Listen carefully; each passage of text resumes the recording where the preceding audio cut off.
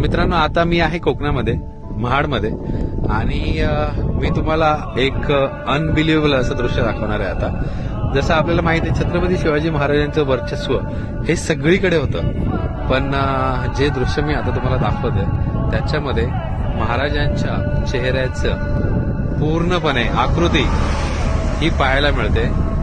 जी समोर पर्वतरांग आहे तिकडे बघा, महाराजांची जिरेटोप, त्याच्यानंतर डोळे, नाक, होठ आणि दाढी, हे सगळं बघा किती हुबेहूब पाहायला मिळते. तुमच्यापैकी किती जणांनी तिकडे येऊन हा अनुभव घेतलाय हे नक्की मला कॉमेंट सेक्शन मध्ये सांगा. पण खरंच अंगावर काटे आणणारं दृश्य हे आज मी अनुभव करतोय इथे.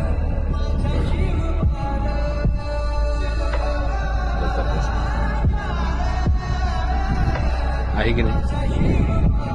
म्हणजे महाराजांचं वर्चस्व हे निसर्गामध्येही आहे, हे आपण आज समोरून साक्षात बघत आहोत.